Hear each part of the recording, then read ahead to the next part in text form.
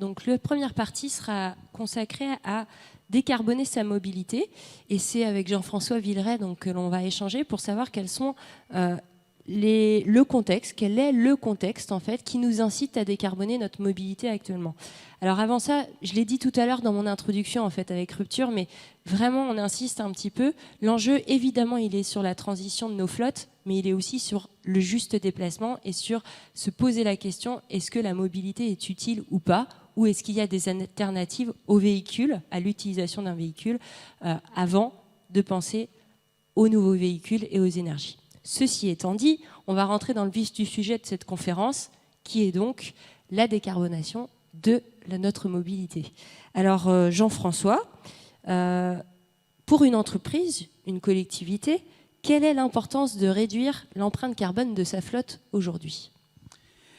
Alors, on est globalement dans une logique où, de toute façon, il faut décarboner nos activités. Vous avez peut-être entendu parler du rapport du GIEC qui est sorti au mois d'août dernier, hein, c'est très récent, et le GIEC nous dit très clairement qu'il y a urgence à décarboner nos activités et qu'il faut le faire de manière radicale.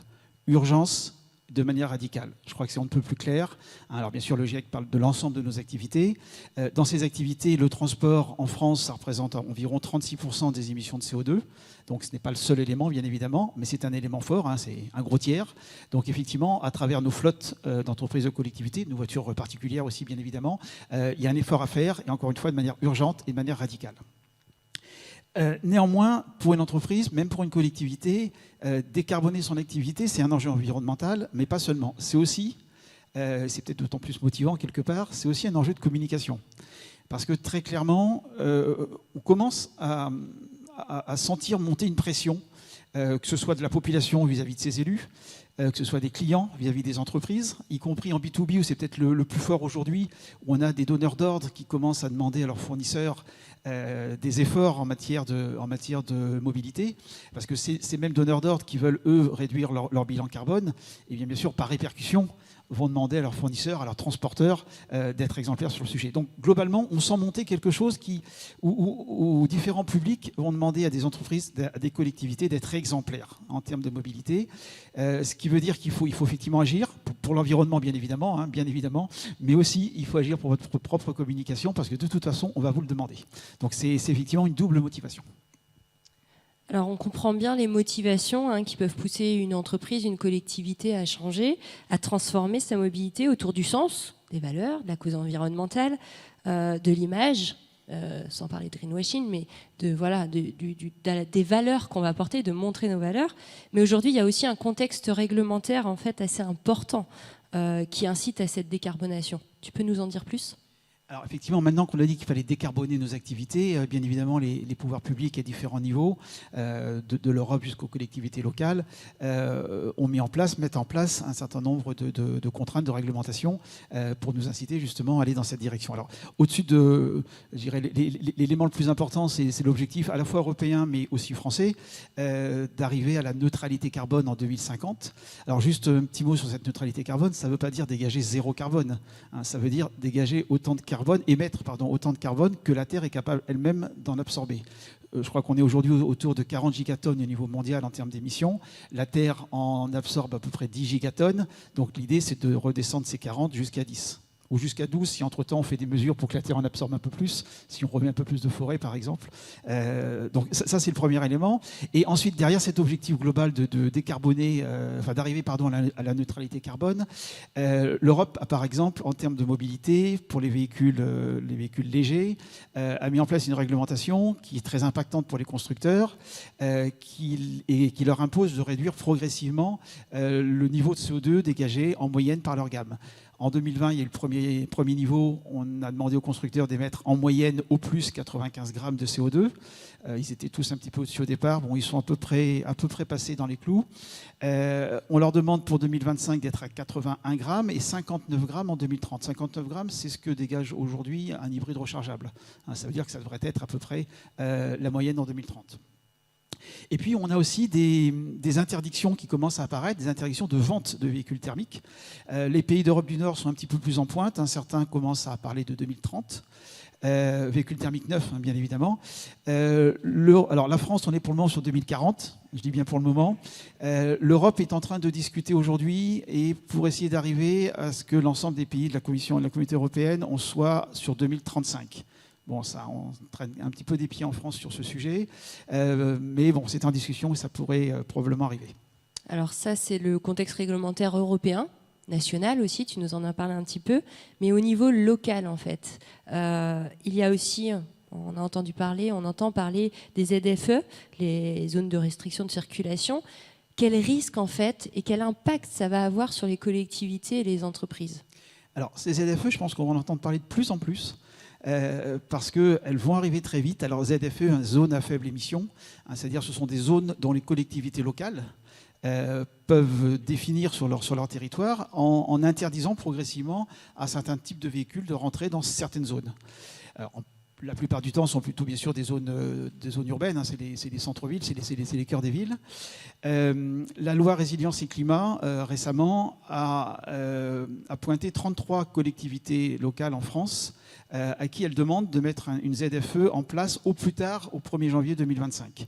Alors, chacune pouvant ensuite avancer selon un calendrier qui lui est propre, mais néanmoins, 2025, 33 collectivités françaises, les plus grosses finalement, je crois que c'est au-delà de 200 000 habitants, il me semble, donc les 33 plus grosses collectivités françaises doivent mettre en place une ZFE. Sauf que certaines collectivités sont en avance sur ce calendrier, Grand Paris, Lyon, Strasbourg, typiquement Grand Paris, qui est très en avance, va interdire à partir du 1er janvier 2024, c'est dans 2 ans, oui, c'est demain, c'est 2 ans, 2 ans et quelques mois, va interdire la vignette critère 2 à l'intérieur de la A86. La vignette critère 2, c'est la vignette des véhicules diesel. Ça veut dire qu'on ne roulera plus en véhicule diesel du lundi au vendredi de 8h à 20h à l'intérieur de la A86, en 1er janvier 2024. Et 1er janvier 2030, ils vont interdire la vignette critère 1, c'est-à-dire véhicule essence, y compris hybride rechargeable. Donc ne restera plus que la vignette critère 0, 100% électrique ou hydrogène.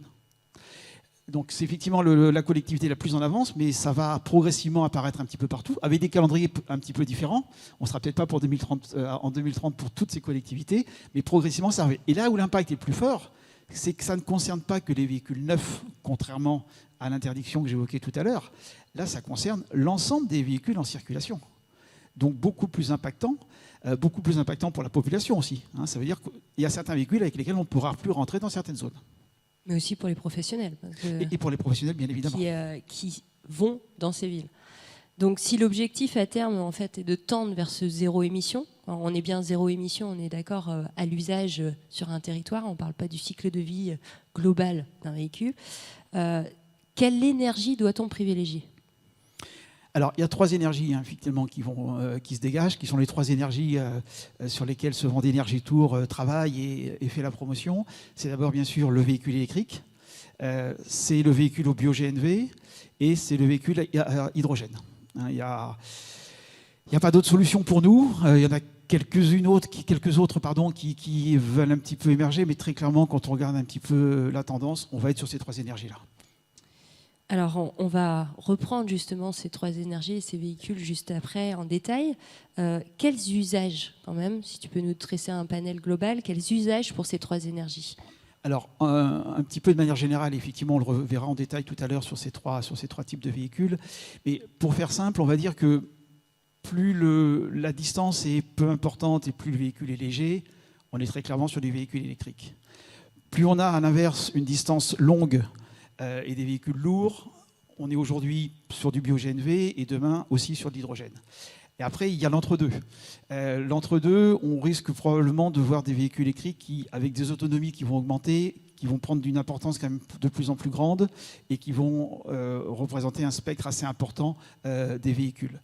Et on aura toujours sur ce qui est lourd et long, un transport long et véhicules lourds, bio-GNV et hydrogène. Alors, si je résume un petit peu, on vient de voir qu'il est essentiel d'agir et rapidement en fait pour changer sa flotte, et puis pour la cause environnementale quand même, j'y tiens, mais aussi pour anticiper les enjeux réglementaires qui vont en découler pour les entreprises et les collectivités. Mais concrètement, dans ce contexte, comment on fait pour faire évoluer sa flotte ? Alors, dans le détail, encore une fois, on va le voir tout à l'heure avec les 3 énergies, mais globalement un petit peu, en termes stratégiques, si je puis dire. Bon, d'abord, il faut, je pense, investir dès maintenant, pas forcément totalement, mais dès maintenant, dans les bonnes solutions. Les bonnes solutions sont les 3 que j'évoquais tout à l'heure. Il faut le faire dès maintenant, en privilégiant, dans cette première partie de la décennie, en privilégiant ce qui fonctionne. Ce qui fonctionne, on va le voir tout à l'heure, que ce soit aujourd'hui en électrique et en bio-GNV, demain sur l'hydrogène, il y a des choses qui fonctionnent par rapport à certains usages. Allez prioritairement là-dessus. Dans la deuxième partie de la décennie, post-2025, là, on pourra commencer à élargir un petit peu les choses. Mais très clairement, je crois qu'aujourd'hui, une entreprise, une collectivité, elle doit se poser la question de se fixer un objectif daté de transition de sa flotte à 100%, au moins 90%, disons, on peut voir peut-être quelques petits véhicules un peu spéciaux, pourquoi pas, mais se poser cette question. Et alors, au moins pour les entreprises, je pense que 2030, c'est une bonne échéance. Ça laisse le temps de voir venir. Les technologies vont encore évoluer très fortement. Donc 2030 est une bonne échéance pour les entreprises. Surtout les entreprises ont souvent des renouvellements de flotte assez réguliers. Si on change un véhicule tous les 4 ans, par exemple, d'ici 2030, ça laisse le temps de voir venir. Ça peut être un peu plus compliqué pour les collectivités où vous avez parfois des durées de détention qui sont plus longues. Si vous avez des véhicules qui vont des 10 ans, 15 ans, voire parfois plus, 2030 est peut-être un petit peu compliqué, mais c'est pour ça qu'il faut commencer dès maintenant. Parce qu'attention, le véhicule léger diesel que vous allez acheter aujourd'hui, si vous le gardez 10 ou 15 ans dans une collectivité, vous l'aurez encore en 2032 ou 2037. Et je ne sais pas si en 2037, vos administrés seront très contents de vous voir circuler en véhicule diesel. Ça m'étonnerait. Donc on voit l'importance là de s'y mettre tout de suite, rapidement, même si c'est petit pas à petit pas là, dans les prochaines années, mais d'y aller et au moins d'anticiper, de réfléchir à cette question. Il faut commencer, surtout un point que j'ai oublié, pardon, il y a un effet d'apprentissage. D'ailleurs, c'est M. Roturo qui nous l'avait dit l'an dernier, il va sans doute nous le rappeler. Et il nous en reparlera tout à l'heure. Mais il y a un effet d'apprentissage très important. Surtout pour ceux qui n'auraient pas encore de véhicules comme ça dans leur flotte, commencez par ce qui est simple, mais commencez. Merci Jean-François pour cette mise en contexte. Alors, on va se quitter juste le temps d'un petit jingle et on passe à la deuxième partie de notre conférence.